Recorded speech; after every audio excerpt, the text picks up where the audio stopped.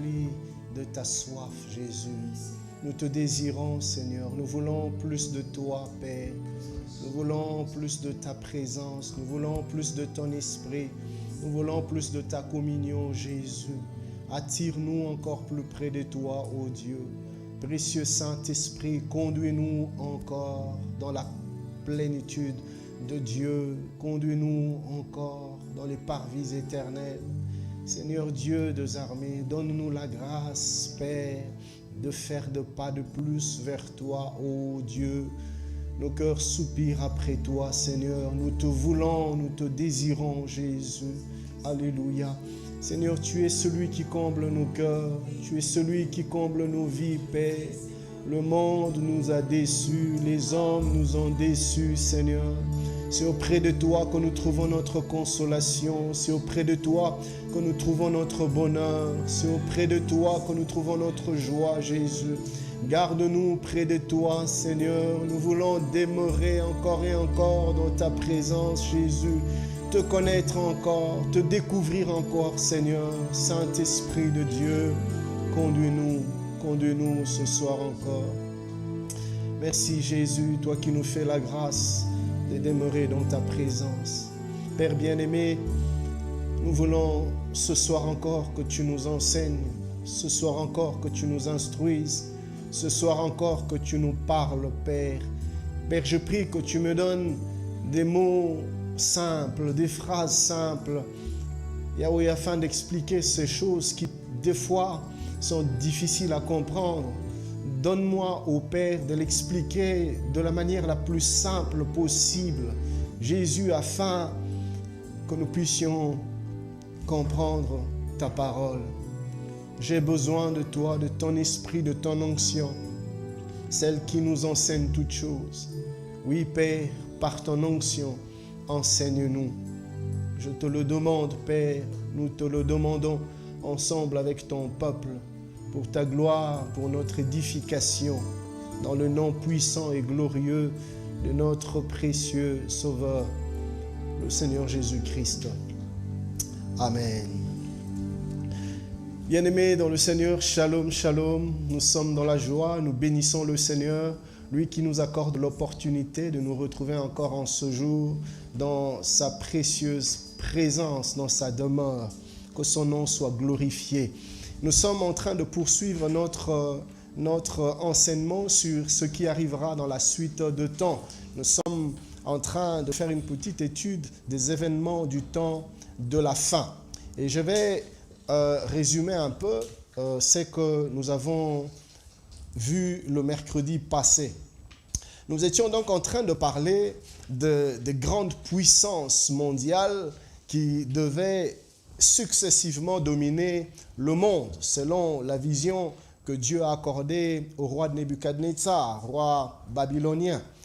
Nebuchadnezzar, dans sa vision, a vu une grande statue composée de plusieurs parties et de différentes manières. Il y avait des parties en or, des parties en argent, des parties en airain, des parties en argile, des parties en fer. Et cette vision a été interprétée par le prophète Daniel. Alors, Nebuchadnezzar a donc vu, ou plutôt Dieu a montré à Nebuchadnezzar une succession de 5 gouvernements mondiaux qui devaient être établis et dominés tour à tour sur le monde. Ces gouvernements ont établi l'un après l'autre leur domination sur la terre. Et ensemble, nous avons découvert que le premier gouvernement, c'était l'Empire babylonien, le gouvernement conduit par Nebuchadnezzar. Alors, ce gouvernement, cet empire babylonien, dans la vision de Nebuchadnezzar, était représenté par la tête en or. Et l'empire babylonien, comme nous l'avons vu avec l'histoire, a effectivement existé de l'an 605 à l'an 539 avec Nebuchadnezzar, Nabuchodonosor et tant d'autres rois. Et puis, ce gouvernement, cet empire n'est pas resté éternel. Il a été renversé par un deuxième empire que Nebuchadnezzar avait vu dans sa vision. Il a vu la statue, mais au niveau de la poitrine et au niveau des bras, c'était une autre matière, c'était de l'argent. Et cette partie en argent symbolisait l'empire qui devait venir renverser l'empire babylonien. Et l'histoire nous a montré comment est-ce que plus tard, les Perses, l'empire médo-perse est venu renverser l'empire babylonien vers l'an 539 jusqu'à l'an 531. Cet empire a existé, effectivement. Cet empire a colonisé la terre. Cet empire a dominé sur toute la terre. Mais cet empire non plus n'est pas resté éternel. Il y a eu un troisième empire qui est venu le renverser. C'est donc le troisième gouvernement que Dieu montre à Nebuchadnezzar. Et Nebuchadnezzar a vu la partie de la statue au niveau du ventre ainsi que des cuisses qui étaient en airain. Et l'histoire nous a montré que vers l'an 331 jusqu'à l'an 168 avant Jésus-Christ, l'empire grec est venu renverser l'empire médo-perse. Et l'empire grec a fait son temps. L'empire grec a régné avec Alexandre le Grand, que nous avons mentionné la dernière fois. Et ce troisième empire lui-même aussi a été finalement renversé par un quatrième empire. Vous voyez donc dans cette vision, Dieu est en train de montrer à son peuple la succession de grands gouvernements mondiaux qui devaient diriger et dominer sur la terre. Alors, l'empire qui a renversé l'empire grec, le quatrième empire, c'était donc l'empire qui était représenté par les jambes en fer et les pieds en partie en fer et en partie en argile. C'était donc l'empire romain. Et d'après la vision que Nebuchadnezzar a reçue, l'empire romain n'était pas le dernier empire. Après l'empire romain, il y a un autre empire qui est venu le renverser, le cinquième empire qui, lui, devait rester sur la terre éternellement. Alors, le cinquième empire qui a renversé l'empire romain est celle qui était représentée dans la vision de Nebuchadnezzar sous forme d'une pierre qui s'est détachée sans le secours d'aucune main et qui a frappé la statue au niveau des pieds, et la statue s'est écroulée et cette pierre s'est mise à grossir, à grandir. La Bible dit jusqu'à devenir une très grande montagne qui a couvert toute la surface de la terre. Et comme nous l'avions dit, cette pierre était la représentation, le symbolisme du Christ qui devait venir, ou plutôt qui va venir renverser le dernier gouvernement qui sera en train de régner sur terre, le dernier empire. Et le dernier empire, c'est l'empire romain. Et quand Christ viendra renverser l'empire romain, Christ lui-même va établir son règne de manière physique, de manière spirituelle, mais de manière physique, de manière palpable. Christ va dominer les nations et le peuple, mais de manière éternelle. J'espère que vous êtes en train de vous rappeler. Mais nous avions remarqué un certain nombre de choses dans l'accomplissement de la vision de Nebuchadnezzar, dans l'accomplissement de cette prophétie.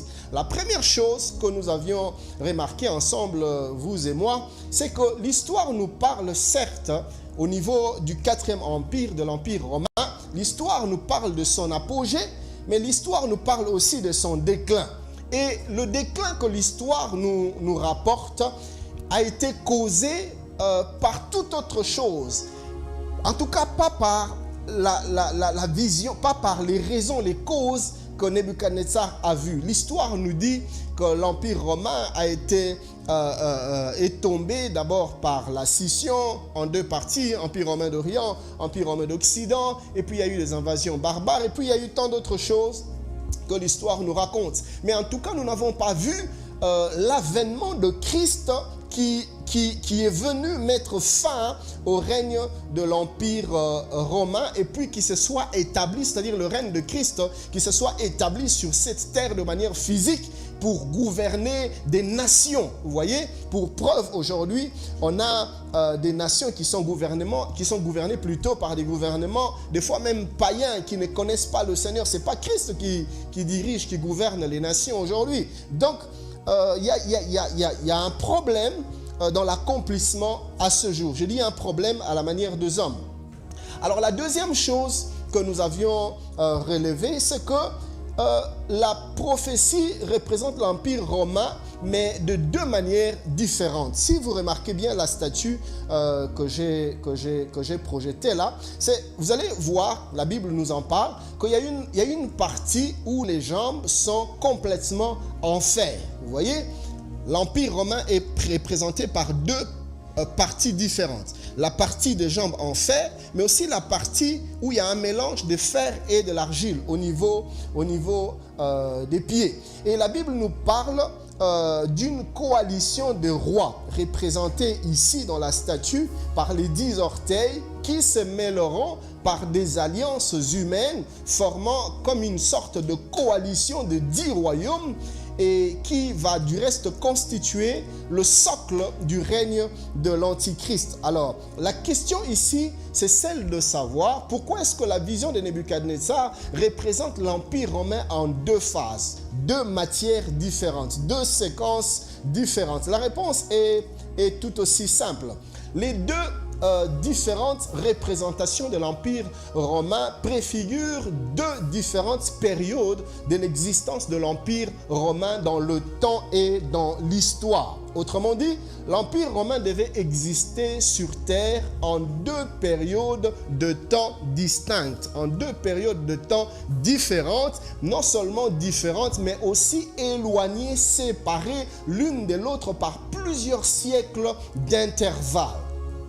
Alors, laissez-moi, avant d'aller plus loin, ouvrir une parenthèse. Et je sais que des fois, ça embrouille un peu, mais suivez-moi calmement et vous allez comprendre ce que je suis en train de dire. Gloire à Dieu, c'est des lives, vous pourrez remettre la vidéo après le culte autant de fois et suivre calmement à votre rythme. Alors, avant d'aller plus loin, je vais ouvrir une petite parenthèse que je refermerai rapidement. En ce qui concerne l'annonce des prophéties, quand un prophète parle, quand un prophète donne un message prophétique dans la Bible et même ailleurs, j'ai remarqué, nous avons constaté, je sais que vous l'avez constaté aussi avec moi, qu'il existe ce que j'ai essayé d'appeler comme le principe de la chaîne de montagne. Le principe de la chaîne de montagne. Alors, qu'est-ce que cela veut dire? Il peut arriver qu'en lisant un message prophétique, que l'on puisse avoir l'impression que les différentes étapes, les différentes phases de la même prophétie soient ensemble. C'est-à-dire, ensemble dans l'annonce, mais aussi ensemble dans l'accomplissement. Je donne un exemple. Dans un message prophétique, le prophète peut recevoir et il peut même annoncer que le Seigneur me montre qu'il va se passer l'événement A, et puis je vois l'événement B, et puis je vois l'événement C, et puis je vois l'événement D, et ça sera la fin. Et le prophète annonce comme ça tous les événements en un bloc et en un instant. Alors quand on reçoit la prophétie, ou quand on lit la prophétie, ou quand on entend la prophétie, on a l'impression que ces différents événements, puisqu'ils ont été annoncés en un bloc, on a l'impression que ces événements s'accompliront aussi en un bloc, en un temps. Mais c'est le principe des chaînes de montagnes. Vous voyez, représentez-vous une chaîne de montagnes au-devant de vous. Quand vous êtes devant la chaîne de montagnes, vous avez du mal à voir la montagne qui a tout au fond derrière. Et vous avez l'impression que c'est seulement une grande montagne. Mais plus vous vous rapprochez, plus vous découvrez qu'il n'y avait pas qu'une grande montagne, mais il y avait d'autres montagnes cachées derrière la montagne qui était juste en face de vous. J'appelle cela dans l'annonce prophétique le principe de la chaîne de montagnes. Alors, la Bible aussi, on trouve de telles réalités dans les prophéties bibliques. Je vais illustrer par un exemple. Nous sommes dans les livres du prophète Ésaïe, le chapitre 61. Si vous lisez du 1er au 2e verset, écoutez-moi bien, Ésaïe 61, 1 à 2, la Bible dit ceci. « L'Esprit du Seigneur, l'Éternel est sur moi, car l'Éternel m'a oint pour porter de bonnes nouvelles aux malheureux. Il m'a envoyé pour guérir ceux qui ont le cœur brisé, pour proclamer aux captifs la liberté et aux prisonniers la délivrance, pour publier une année de grâce de l'Éternel et un jour de vengeance de notre Dieu pour consoler les affligés. Vous voyez?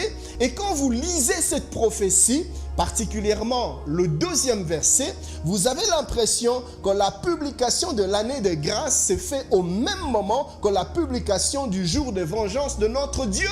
Vous voyez? Or, nous savons qu'il y a un écart qui sépare le temps de grâce et le temps de colère et le temps de vengeance. Et c'est plus tard avec Jésus-Christ que l'on voit les choses dans l'accomplissement se décaler selon la chronologie établie par Dieu, c'est-à-dire les deux événements qui donnent l'impression d'être en bloc, l'année des grâces et le jour des vengeances. Dans l'accomplissement, on se rend compte que ces deux événements éloignés, séparés par des années et des années d'intervalle.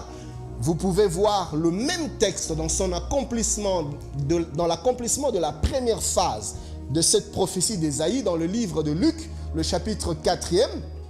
Si vous lisez à partir du verset 18e, écoutez ce que la Bible dit. L'Esprit du Seigneur est sur moi. C'est le même texte, la même prophétie, mais ici, l'accomplissement de la première phase de cette prophétie.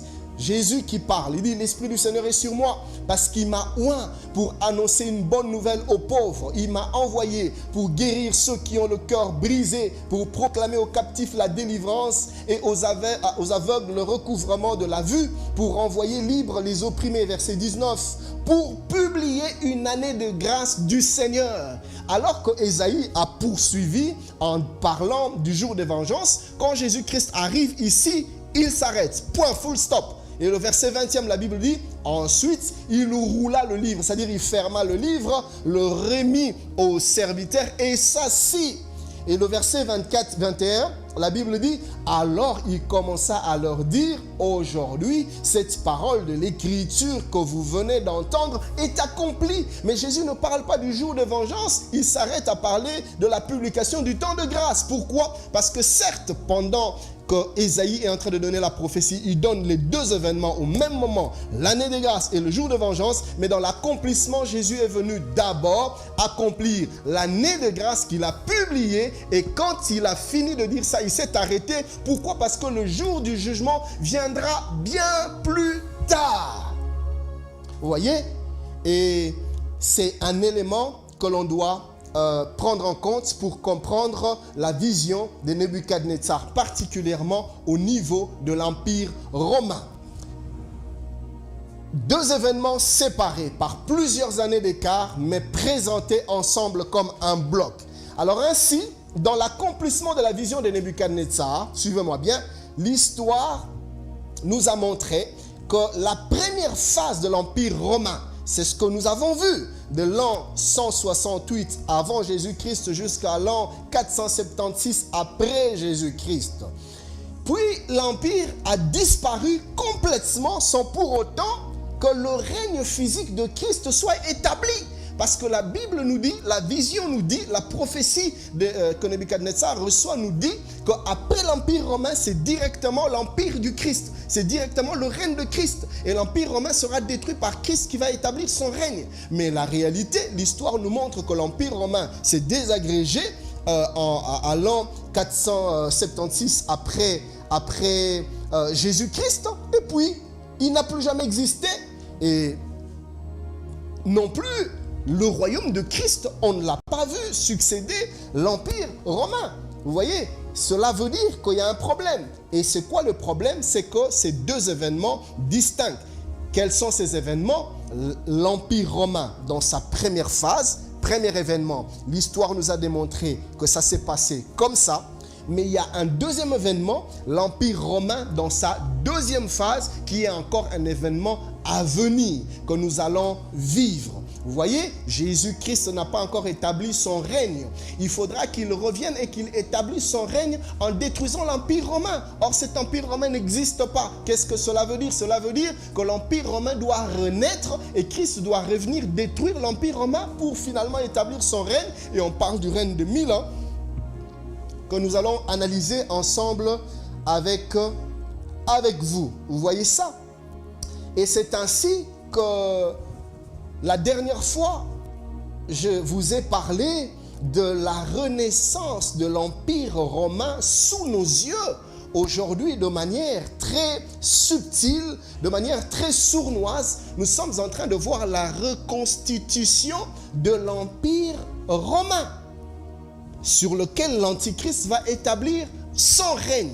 Rappelez-vous de tout ce que j'avais dit le mercredi passé, qui nous porte à croire que maintenant là, nous sommes en train d'assister à l'établissement de cet avant-dernier gouvernement, le quatrième, qui sera dirigé par ce grand tyran mondial, l'Antichrist, et que Jésus viendra détruire. Aujourd'hui, j'aimerais vous parler du point suivant, l'origine de l'autorité et du pouvoir de l'Antichrist. Nous savons que l'Antichrist sera un homme hyper puissant qui va régner, qui va dominer comme un dictateur mondial. Mais d'où va-t-il tirer sa force? D'où va-t-il tirer sa puissance, son autorité, son pouvoir? Eh bien, laissez-moi vous dire que l'Antichrist sera investi par le diable lui-même. Le diable va s'incarner en lui. L'Antichrist sera l'incarnation du diable qui va se manifester sous la forme humaine. Il va s'investir en lui pour établir sa domination de manière physique et palpable sur cette terre. Et la Bible nous dit dans le livre d'Apocalypse, le verset 13e, le chapitre 2, la bête ici c'est l'Antichrist. La bête que je vis plutôt, était semblable à un léopard. Ses pieds étaient comme ceux d'un ours, et sa gueule comme une gueule de lion. Le dragon, c'est-à-dire l'Antichrist, le diable, le dragon c'est Satan, le dragon, c'est-à-dire Satan, lui donna sa puissance et son autorité et son trône plutôt, et une grande autorité. Donc l'Antichrist va recevoir sa puissance, son trône et sa grande autorité du dragon lui-même, de Satan lui-même. Sa pouvoir, sa force et sa puissance lui proviendront du diable, de Satan. Il y a un deuxième verset qui nous en parle. C'est l'apôtre Paul qui nous en parle dans son deuxième épître aux Thessaloniciens, le chapitre 2e, le verset 9e, en disant ceci: l'apparition de cet impie se fera par la puissance de Satan.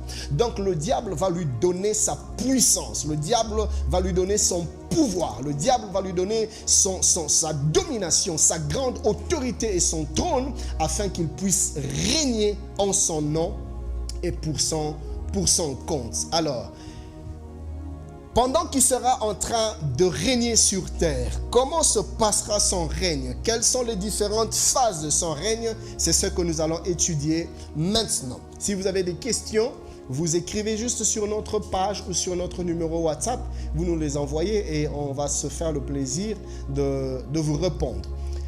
Le règne de l'Antichrist. Notez ces deux vérités sur le règne de l'Antichrist avant que nous puissions évoluer. La première est la suivante: l'Antichrist exercera une domination universelle, c'est-à-dire sa domination va s'étendre sur toute la terre. Vous voyez, un peu comme à l'instar de ces gouvernements mondiaux d'autrefois, l'empire babylonien, l'empire médo-perse, l'empire grec, l'empire romain, qui avaient étendu leur règne, leur domination sur toute la terre connue de l'époque. L'Antichrist également va exercer une domination qui sera universelle, c'est-à-dire tous les coins et recoins de la terre seront sous le contrôle et sous la domination, sous l'emprise de l'Antichrist. Nous pouvons le voir dans Apocalypse 13, le verset 7e, la partie B. La Bible dit ceci: et il lui fut donné autorité sur toute tribu, tout peuple, toute langue et toute nation. La Bible parle de toute tribu, de tout peuple, de toute langue et de toute nation. Donc il n'y a aucune tribu, il n'y a aucun peuple, il n'y a aucune langue, il n'y a aucune nation qui ne sera soumise à l'autorité et au règne et à la domination de l'Antichrist. Donc l'Antichrist exercera sur cette terre une domination universelle. La deuxième vérité que nous devons savoir sur le règne de l'Antichrist, c'est que l'Antichrist sera un homme très, très puissant.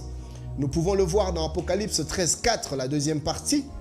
La Bible dit: qui est semblable à la bête? La bête ici, c'est l'Antichrist. Rappelez-vous des différentes appellations de l'Antichrist, il y avait aussi l'appellation bête.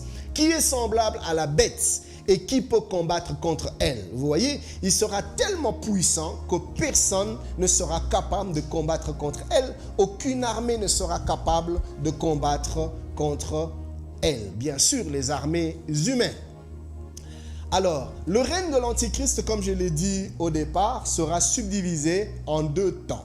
C'est un règne qui va se tendre sur une période de 7 ans, mais ces 7 années seront subdivisées en 2 phases.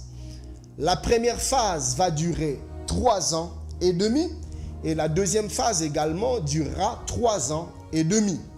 Alors, nous allons maintenant à ce niveau voir les éléments qui vont caractériser cette première phase, la première partie de 3 années et demi.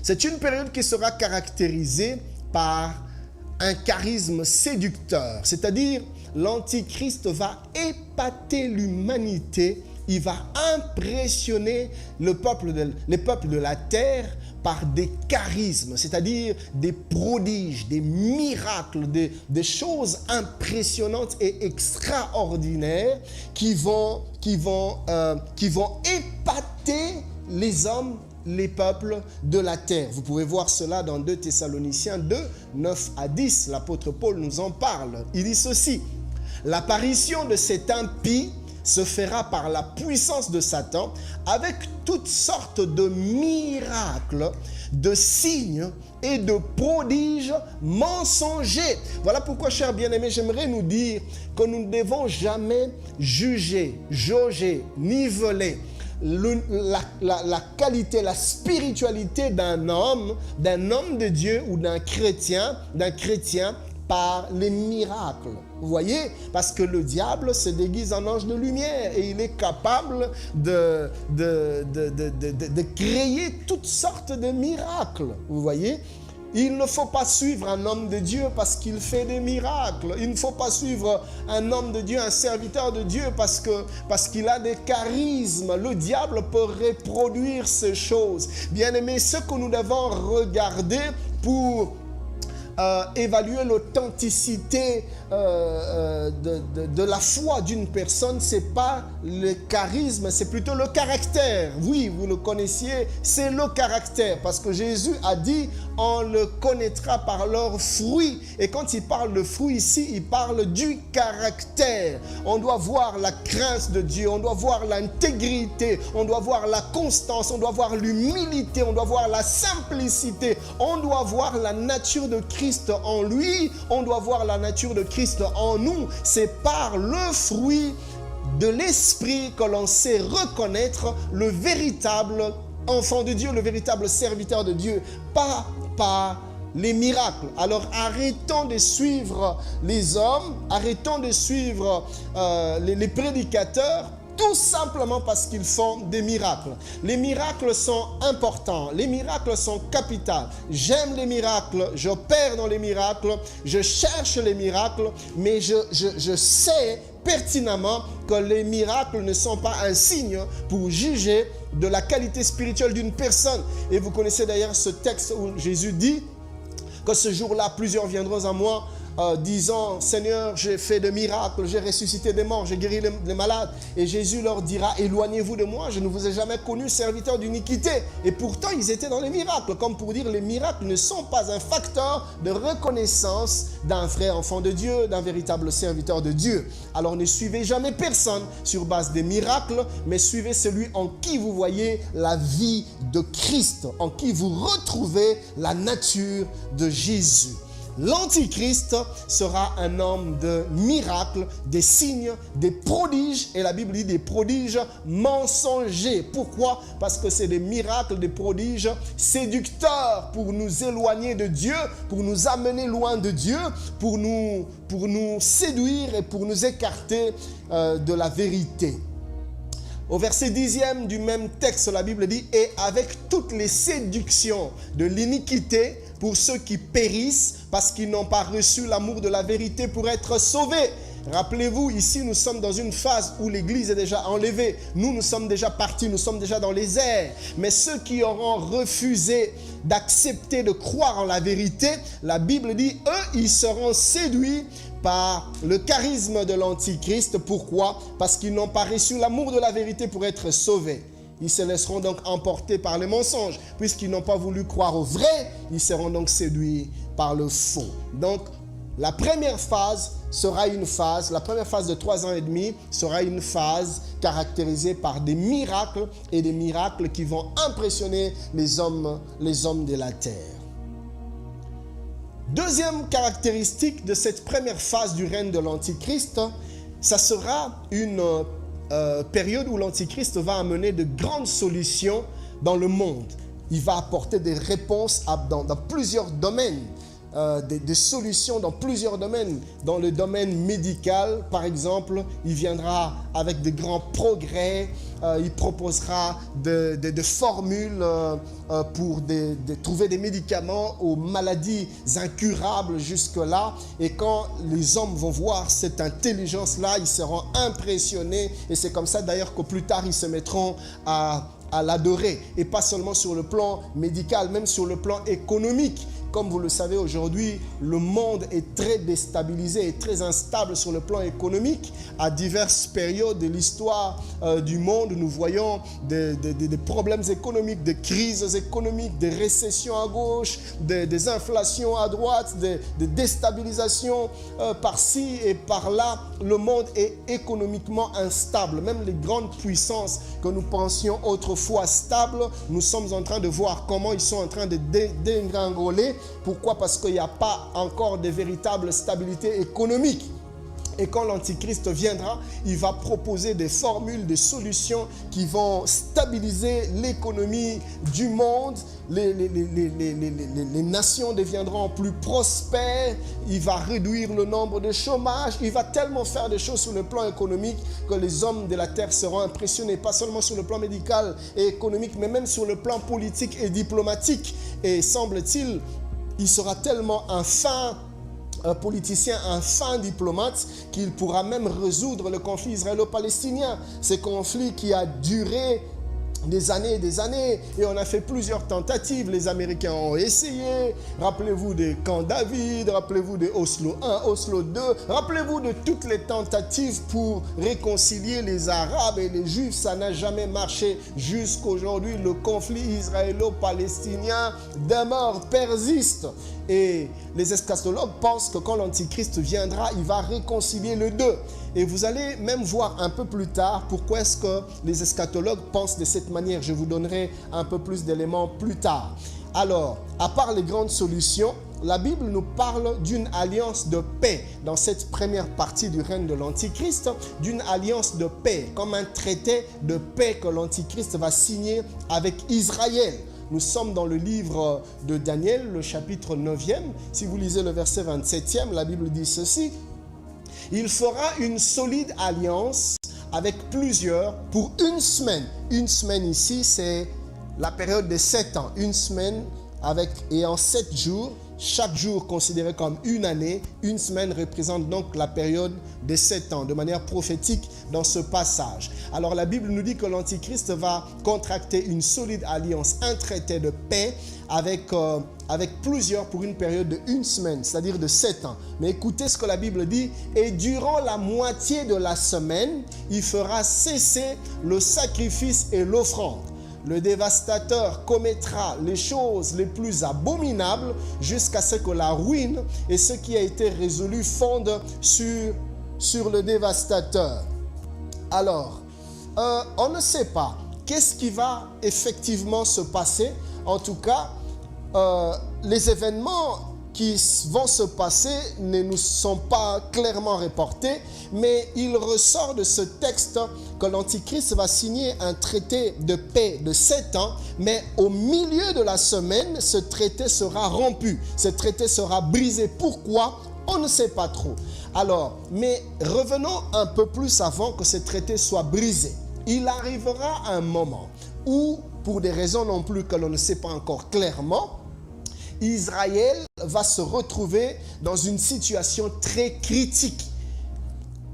Il sera seul contre tous. Et vous savez déjà aujourd'hui qu'Israël, c'est le plus grand ennemi des nations arabes. Toutes les nations arabes qui entourent Israël ne jurent La plupart ne jurent que par la disparition de la nation juive sur la carte du monde.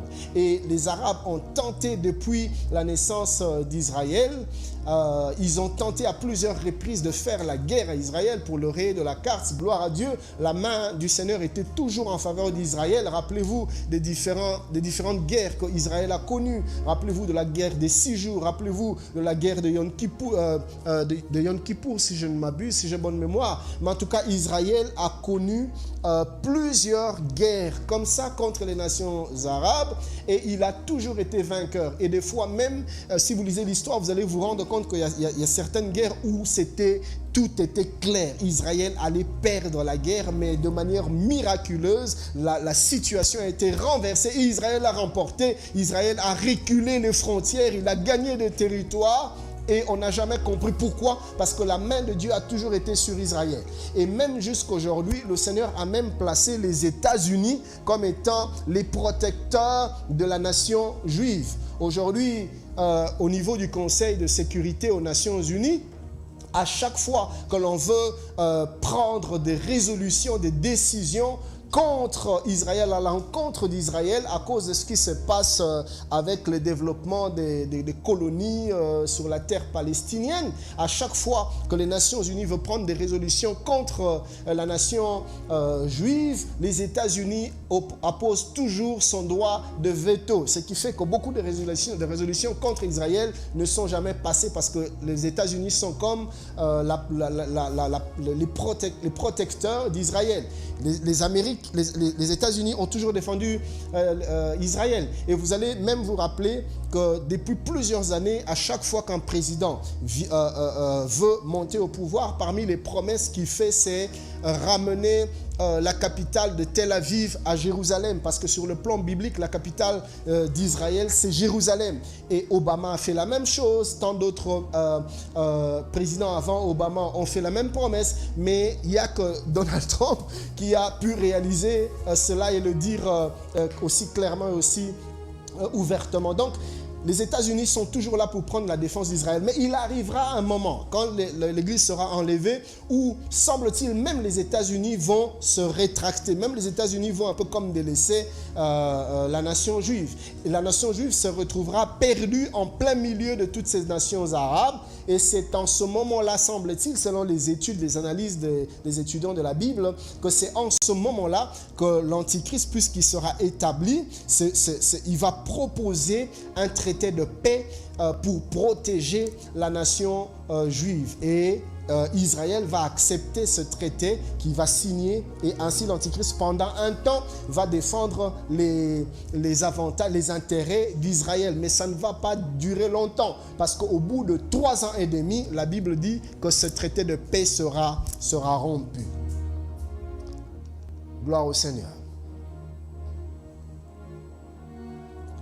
Alors, il va se passer au milieu de la semaine. Donc, 3 ans et demi plus tard, il va se passer ce que l'on appelle la grande surprise mondiale.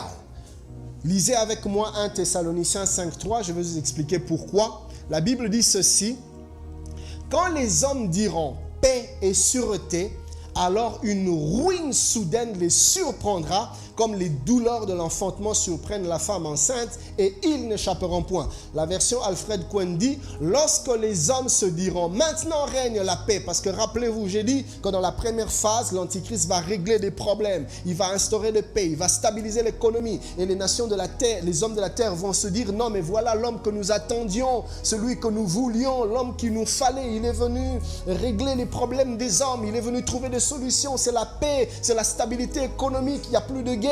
La Bible dit que quand les hommes seront en train de se réjouir en disant paix et sûreté, nous sommes dans sécurité, plus de guerre, plus de conflits, plus de ci, plus de ça. La Bible dit qu'alors en ce moment-là, une ruine soudaine va les surprendre. Alfred Cohen dit: maintenant nous sommes en sécurité. Précisément alors, subite et imprévue, la catastrophe fondra sur eux. Il en sera comme d'une femme enceinte, surprise par les douleurs, et aucun n'échappera. Et c'est là que nous allons commencer la deuxième phase. Je vais vous expliquer pourquoi est-ce qu'au milieu de la semaine, au milieu de la période des 7 ans, les choses vont ainsi changer. Parce que c'est au milieu de la période des 7 ans que l'Antichrist va se dévoiler. L'Antichrist va montrer sa vraie face. Parce qu'au départ, il va vouloir séduire les hommes de la terre, un peu comme un bienfaiteur et tout ça. Et aussi un peu comme celui qui défend les intérêts d'Israël. Mais au milieu de son règne, il va révéler sa vraie identité. Il va se manifester comme étant le profanateur, comme étant le blasphémateur. Et c'est là que commencera la deuxième période du règne de l'Antichrist. Cette période sera caractérisée par un temps de profanation, un temps de blasphème. Nous sommes dans Daniel 2, 25. La Bible, en parlant de lui, dit que l'Antichrist prononcera des paroles contre le Très-Haut. Français courant dit, il prononcera des paroles insolentes à l'égard du Dieu Très-Haut. La version Ségov 21 dit, par ces paroles, il s'opposera au Très-Haut. Il opprimera les saints du Très-Haut et il espérera changer les temps et la loi. Et les saints seront livrés entre ses mains pendant un temps, des temps et la moitié d'un temps. Alors, quand la deuxième phase de son règne va commencer, l'Antichrist va se révéler et il va montrer clairement sa position de l'ennemi de Dieu. Il va se mettre librement, délibérément à profaner Dieu par des blasphèmes, par des paroles immondes contre Dieu, contre la Bible, contre la foi chrétienne. Et certaines personnes seront d'accord avec lui, d'autres qui seront contre avec lui. C'est en ce moment-là que la persécution va commencer. C'est en ce temps-là qu'il va commencer à persécuter les fidèles, ceux qui voudront rester fidèles à la Bible, à la parole de Dieu, ceux qui vont refuser de s'associer à l'Antichrist dans ses profanations et dans ses blasphèmes. Ils seront automatiquement devenus ennemis de l'Antichrist et l'Antichrist va commencer à leur faire la guerre par des persécutions, des tribulations. Et c'est même cette deuxième phase que la Bible appelle à proprement parler la grande tribulation. Je vais vous en dire plus tout à l'heure. Mais la Bible spécifie cette deuxième phase du règne de l'Antichrist comme étant un temps, des temps et la moitié d'un temps. Nous venons juste de le lire. Un temps, c'est tout simplement une année. Des temps, c'est tout simplement 2 ans. Et la moitié d'un temps, c'est une année divisée par 2, ça fait 6 mois, donc 0,5 ans, si je puis dire ainsi. Alors, si vous prenez une année plus 2 ans plus 0,5 ans, ça nous donne combien? 3,5. Et ça nous donne exactement la durée, le timing de cette deuxième phase qui sera de 3,5 ans. Et la Bible précise dans Daniel 9, 27, et durant la moitié de la semaine, il fera cesser le sacrifice et l'offrande. Et avant même que je puisse arriver à cela, permettez-moi que je vous fasse remarquer quelque chose. Cette même période de 3 ans et demi, je parle ici de la deuxième phase de 3 ans et demi, qui sera caractérisée par la profanation, les blasphèmes et la grande tribulation, la persécution. La Bible identifie cette deuxième phase comme étant un temps, des temps et la moitié d'un temps. Et si on fait le calcul, c'est 3 ans et demi.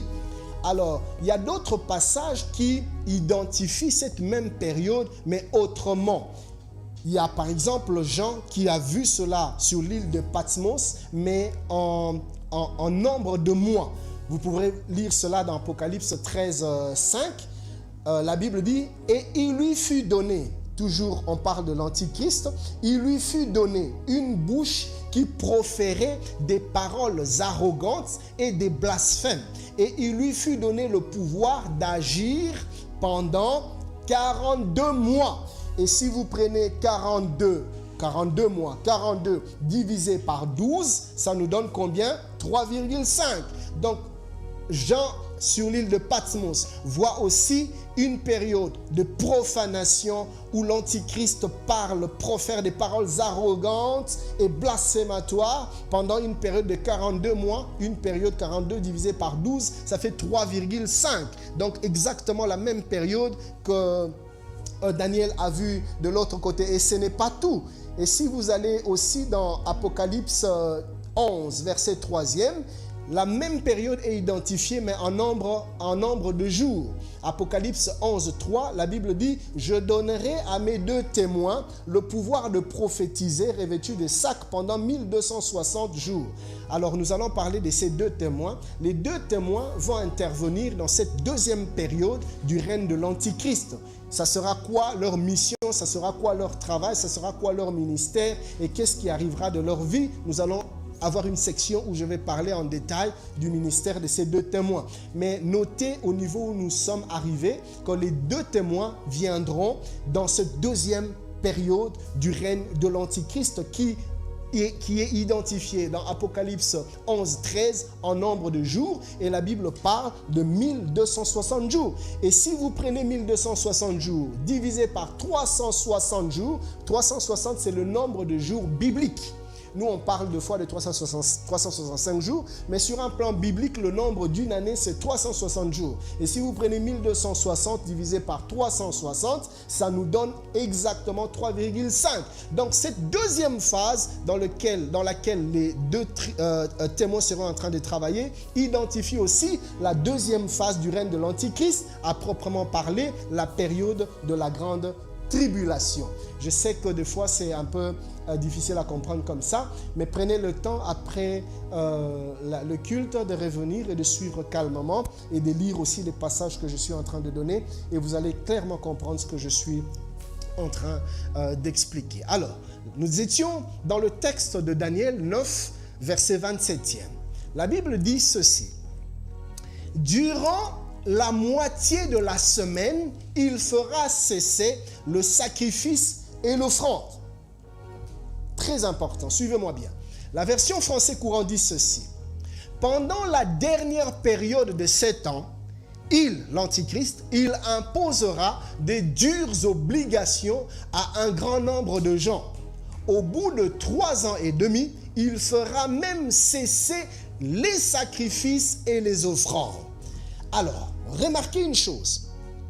L'expression sacrifice et offrande ici fait allusion à quoi? Ça fait allusion au système lévitique de l'Ancien Testament. Vous vous rappelez, n'est-ce pas, que le culte dans l'Ancien Testament était constitué des sacrifices que l'on immolait en l'honneur de Dieu pour présenter des actions de grâce, pour le pardon de péché, pour les offrandes. Différents types d'offrandes, ça se faisait par l'immolation, l'immolement. En tout cas, on immolait les animaux. Alors, quand l'Antichrist, la Bible est en train de dire que l'Antichrist va annuler, va supprimer, va faire cesser le sacrifice et l'offrande, on a du mal à saisir. Parce qu'on se dit, comment ça? Les sacrifices dans le temple ont déjà cessé depuis l'Ancien Testament. Dans le Nouveau Testament, on n'avait plus besoin de sacrifier. Qu'est-ce que cela veut dire? Cela nous donne un certain nombre d'informations très, très intéressantes. Premièrement, ceci nous pousse à croire, quand nous lisons le fait que l'Antichrist va faire cesser les sacrifices et les offrandes, ceci nous pousse à croire que durant la deuxième période du règne de l'Antichrist, il va se passer un certain nombre de choses. Israël, alors qu'il sera sous les bonnes grâces de l'Antichrist, se donnera le plaisir de restaurer le culte à la manière de l'Ancien Testament. Parce que pour les Juifs, Jésus n'est jamais venu, le Messie n'est jamais venu. Donc pour eux, ils attendent toujours le Messie. Et c'est donc une belle opportunité pour eux, puisqu'ils ont une si grande couverture, de restaurer l'ancien culte à la manière de l'Ancien Testament. Et la deuxième chose que cette expression, c'est faire cesser le sacrifice et l'offrande, nous aide à comprendre, c'est que aussi nous sous-entendons, cela nous permet de sous-entendre que le temple sera reconstruit. Parce que pour offrir des sacrifices et des offrandes à la manière de l'Ancien Testament, il faudra que le temple soit reconstruit.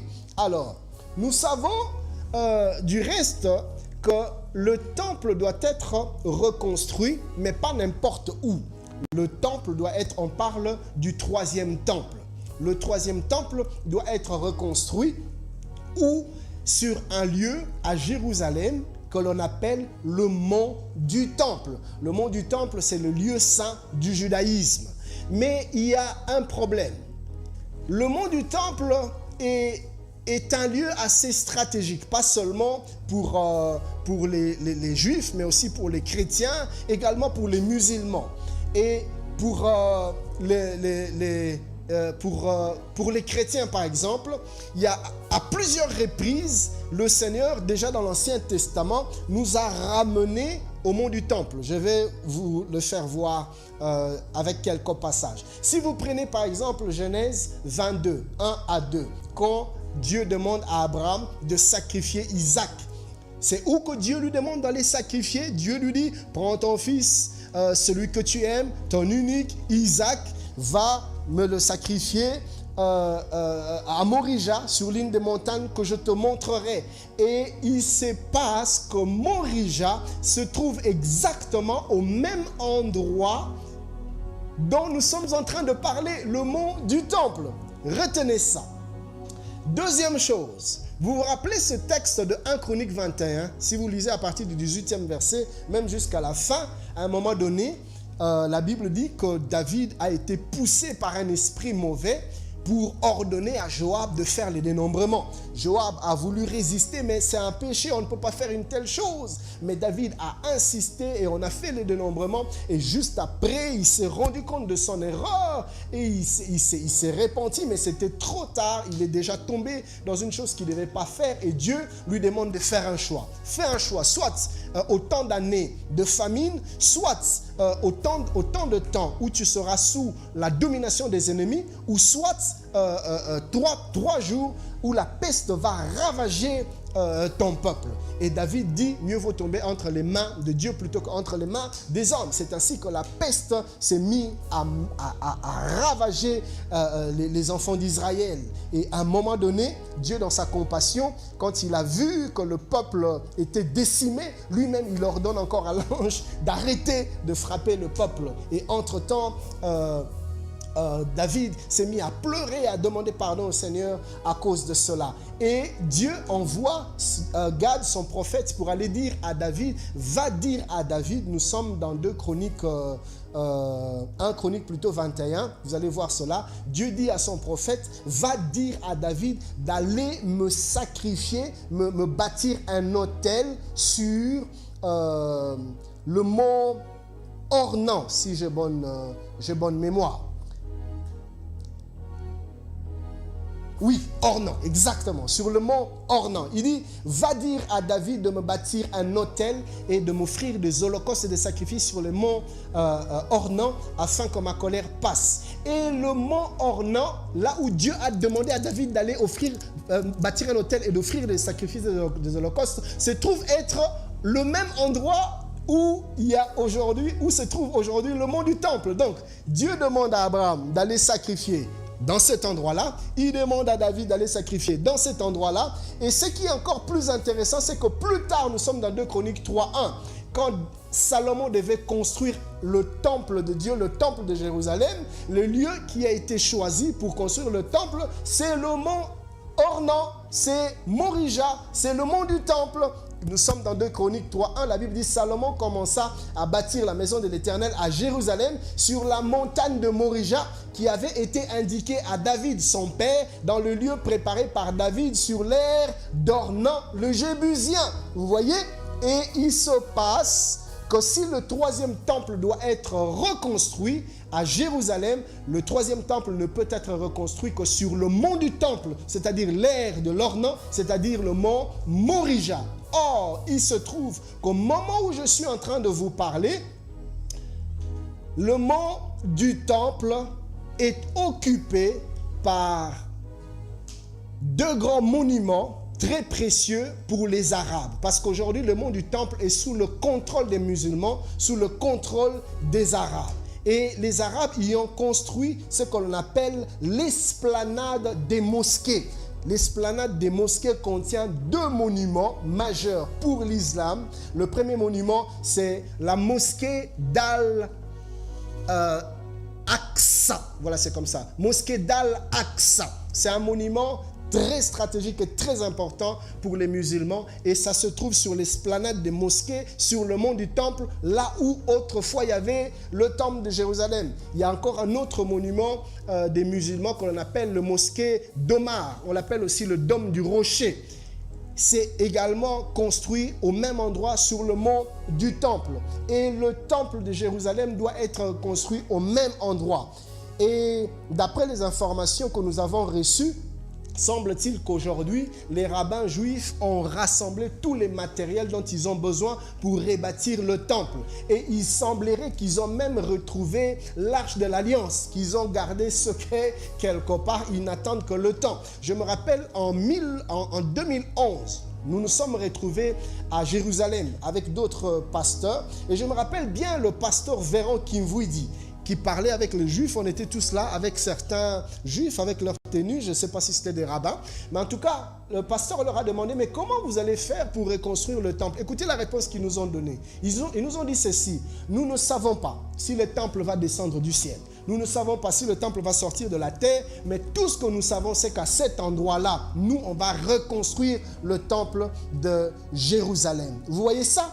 Comme pour vous dire que le temple qu'Israël va rebâtir quand il sera sous les bonnes grâces de l'Antichrist, ça sera bien sur l'esplanade, sur le mont du temple, là où il y a l'esplanade des mosquées aujourd'hui. Cela nous pousse à croire que puisque l'Antichrist va restaurer la paix, l'entente entre les Arabes et les Juifs, donc dans les clauses, il y aura aussi la possibilité de récupérer le mont du temple et de reconstruire leur temple et de se remettre à faire le culte comme cela était fait dans l'Ancien Testament, avec un souverain sacrificateur et les autres sacrificateurs, avec les Lévites. Et vous savez que les Juifs sont très forts en chronologie, c'est-à-dire comment on appelle cela, l'histoire de généalogie, voilà, en généalogie. Donc ils ont su retracer toutes les familles des Lévites. Et vous savez que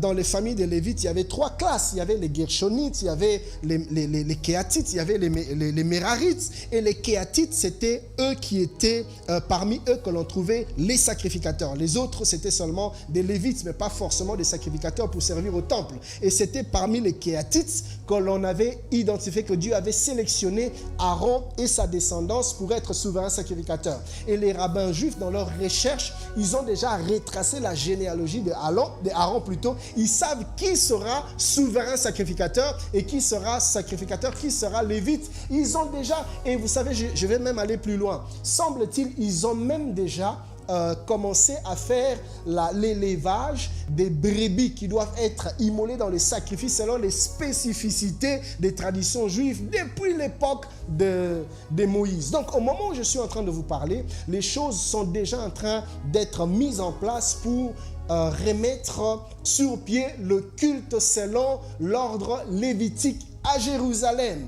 Et c'est justement dans ce temple-là, alors qu'eux seront en train de faire leurs offrandes, que l'Antichrist va entrer pour faire cesser l'offrande, les sacrifices et les offrandes. Et non seulement qu'il va faire cesser les sacrifices et les offrandes, mais il va faire plus, il va exiger l'adoration. Et c'est ainsi que quand les Juifs vont le voir en train d'arrêter leur culte et d'exiger l'adoration, ils vont se dire, ça c'est un imposteur. C'est pas un type à qui on pouvait faire confiance. Ils vont lui tourner le dos, ils vont mettre fin aux traités qui vont signer.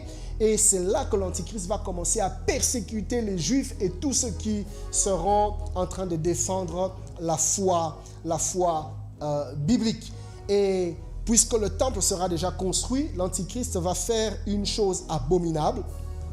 il va entrer dans le temple, dans le troisième temple, sur le mont du temple. Il va entrer dans le temple, il va s'asseoir sur le trône du temple et il va se proclamer lui-même Dieu. Nous sommes dans 2 Thessaloniciens 2, 4. La Bible dit l'adversaire qui s'élève au-dessus de tout ce qu'on appelle Dieu, l'Antichrist, ou de ce qu'on adore, jusqu'à s'asseoir dans le temple de Dieu et se proclamant lui-même Dieu. De quel temple la Bible parle ici? C'est le troisième temple qui sera rebâti à Jérusalem. C'est là que l'Antichrist va s'asseoir, va entrer s'asseoir et se proclamer lui-même Dieu. Et le Seigneur Jésus-Christ a donné une prophétie précise par rapport à cet acte. Nous sommes dans Matthieu 24. Si vous lisez du 15e au 21e verset, écoutez ce que Jésus dit. Il dit, c'est pourquoi, lorsque vous verrez l'abomination de la désolation dont a parlé le prophète Daniel, établi en lieu saint, il est en train de parler de cette phase où l'Antichrist va pénétrer le temple, s'y asseoir pour se proclamer lui-même Dieu. Jésus en parle comme étant l'abomination de la désolation établie en lieu saint. Il dit, quand vous verrez cela, que celui qui lit fasse attention.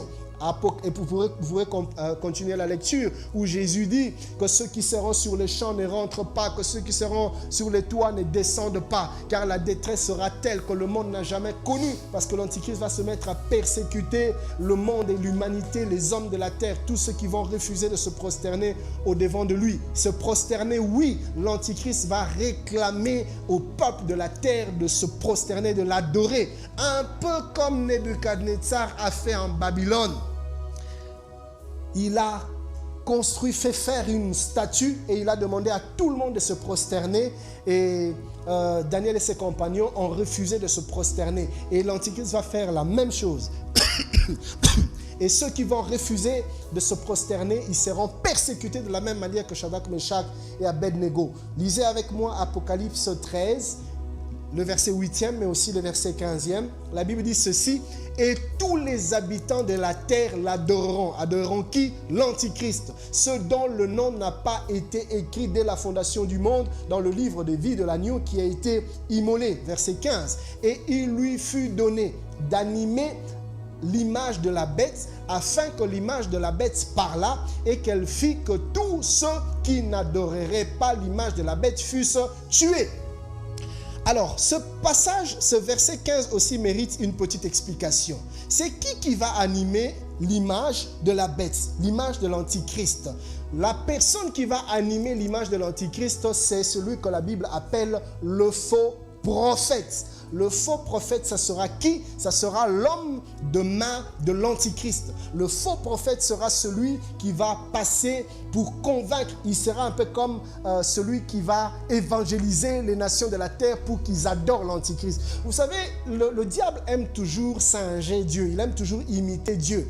Et si vous considérez le diable comme le dragon, vous considérez l'Antichrist, vous considérez le faux prophète, vous voyez l'imitation de la Trinité. Lui aussi, il aura sa trilogie satanique constituée de lui-même le diable, l'Antichrist et le faux prophète. Et de la même manière que Christ est venu comme l'incarnation du Père, l'Antichrist viendra aussi comme l'incarnation du diable. Et de la même manière que le Saint-Esprit est celui qui touche les cœurs des hommes pour qu'ils se donnent à Dieu et adorent Christ, l'Antichrist sera celui qui va faire un peu comme l'évangélisation par des signes et des prodiges aussi, comme la Bible nous le montre. Il va essayer de convaincre les hommes de la terre pour qu'ils adorent l'Antichrist. Et c'est donc lui, le faux prophète, qui va faire que l'image de la bête soit animée et qui va faire en sorte que les nations, les hommes de la terre puissent l'adorer. Et quand on lisait ce texte dans les années passées, on ne pouvait pas vraiment comprendre. J'imagine vers les années 10, les années 20, ils ne pouvaient pas comprendre. Mais aujourd'hui, avec la technologie, l'image de la bête animée, on voit clairement que Jean sur l'île de Patmos était en train de voir des écrans géants avec les images de l'Antichrist. Au moment où il est en train de faire ses discours ou ses histoires, c'est la terre entière en mondovision avec les retransmissions par câble, par satellite et tout ce que vous voulez. Partout dans le monde, on sera capable en temps réel avec tout ce qui est aujourd'hui, avec Internet et tout ça, en temps réel de suivre le discours de l'Antichrist et d'obéir à ses ordres. Et s'il est faux, de l'adorer. Tous les hommes de la terre pourront l'adorer. Et la Bible dit que l'Antichrist sera celui qui sera en train de faire que l'image de la bête soit animée. Donc il sera le chargé de faire en sorte que tout le monde soit connecté au travers des écrans géants, que tout le monde puisse voir la bête, l'antichrist dans ses discours et se prosterner au devant de lui. Et la Bible dit que toute personne qui va refuser d'adorer l'antichrist sera tuée, sera persécutée. Ça sera donc une grande persécution, non seulement des Juifs, mais de tous les croyants. Nous sommes dans Matthieu 24, 15 à 21. La Bible dit, ce texte que nous avons lu, c'est pourquoi lorsque vous verrez l'abomination de la désolation dont a parlé le prophète Daniel établie en lieu saint, que celui qui y fasse attention. Alors que ceux qui seront en Judée fuient dans les montagnes, que celui qui sera sur le toit ne descende pas pour prendre ce qui est dans sa maison, et que celui qui sera dans les champs ne retourne pas en arrière pour prendre son manteau. Jésus dit au verset 19e, malheur aux femmes qui seront enceintes et à celles qui allaiteront en ce jour-là. On voulait à un moment donné spiritualiser en disant les femmes enceintes, c'est un homme chargé de péché. Non, non, non. Les femmes enceintes, c'est vraiment les femmes qui seront en train d'attendre famille. Pourquoi malheur à elles? Parce qu'avec une grossesse, comment tu vas fuir la persécution de l'Antichrist? Et Jésus dit même priez pour que votre fuite n'arrive pas en hiver, ni un jour du sabbat. Parce qu'imagine que ça arrive dans le grand froid avec toutes les perturbations climatiques qu'il y a aujourd'hui. Où est-ce que les gens vont fuir? Et au verset 21e, la Bible dit car alors, la détresse sera si grande qu'il n'y en a point eu de pareil depuis le commencement du monde jusqu'à présent et qu'il n'y en aura jamais. Chers bien-aimés, je préfère partir le jour de l'enlèvement, mais ne jamais vivre la persécution de l'Antichrist. Vous voyez ça? La Bible dit dans Apocalypse 13, 7, et il lui fut donné de faire la guerre aux saints. La Bible ne s'arrête pas là, la Bible dit, et même de les vaincre. Donc, ceux qui voudront rester fidèles à Dieu et qui refuseront d'adorer l'Antichrist comme le nouveau Dieu, ils seront mis à mort, ils seront mutilés, ils seront persécutés. Bien aimé, un peu ce que l'apôtre était en train de nous enseigner le dimanche passé. Maintenant déjà, l'Église commencera à être persécutée, mais c'est rien du tout. Après l'enlèvement, après la première période de la grande du règne de l'Antichrist, la deuxième période, la période de la grande tribulation, les chrétiens seront persécutés d'une manière extraordinaire. On te prend, on te fait asseoir sur des chaises électriques et on branche, on te demande, tu veux Christ ou l'Antichrist? Tu dis Christ, on branche et on te lance une décharge électrique et on débranche. On te repose la même question. Tu résistes, tu passes dans une autre phase où on te coupe le doigt et en présence de tout le monde, ils vont à nouveau revivre ce qui s'est passé dans les siècles passés avec les Césars romains dans des arènes des fauves où on mettait des croyants et on libérait les fauves et les hommes sur les estrades criaient, ricanaient, rigolaient en voyant les fauves déchiqueter les croyants. On va vivre de nouveau, ils vont plutôt vivre de nouveau parce que moi je ne serai pas là, toi non plus, je le crois dans le nom de Jésus. C'est que les martyrs d'autrefois ont vécu où on attachait des chrétiens, des croyants sur de potents. Avec du bois, on mettait de l'huile et de combustible, on mettait du feu et ils brûlaient au rire, aux grandes joies des impies et des impires et des profanes.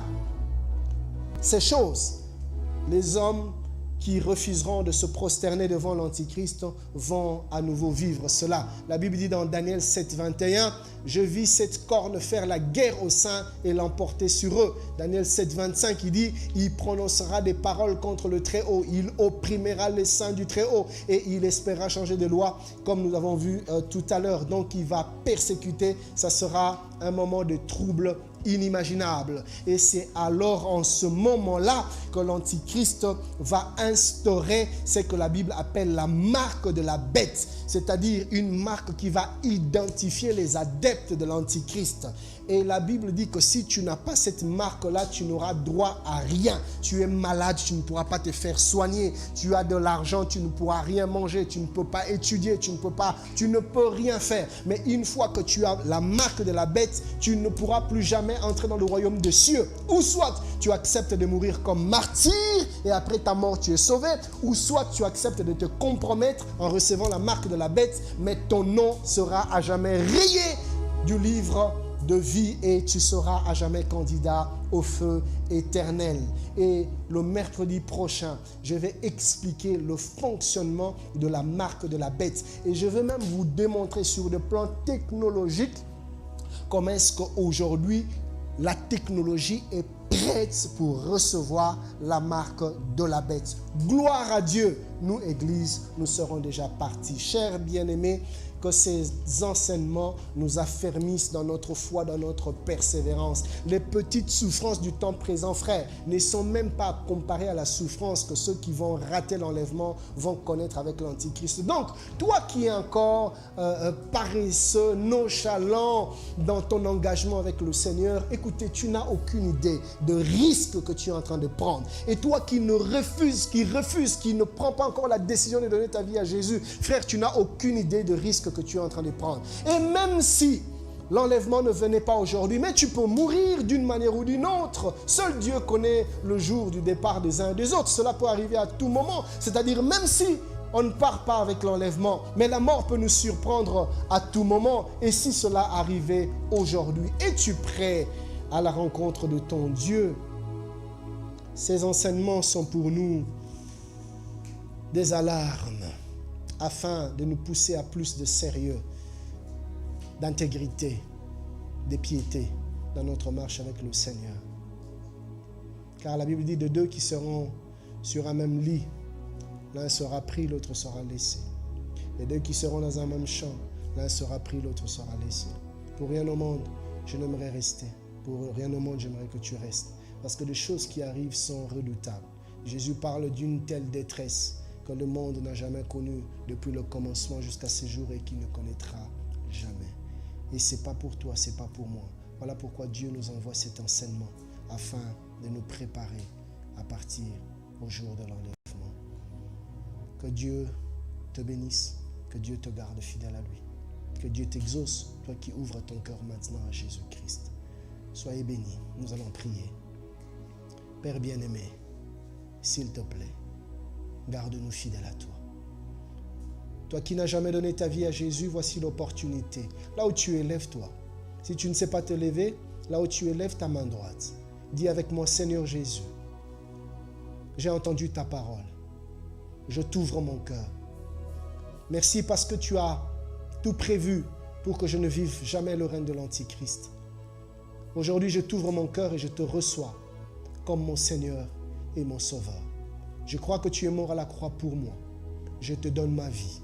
Conduis-moi selon les plans que tu as tracés et que ma vie t'appartienne à jamais. En ton nom, j'ai prié. Amen. Que Dieu vous bénisse, que le shalom de Dieu demeure dans vos cœurs et dans vos maisons. Et on se retrouve le mercredi prochain. Ciao, ciao.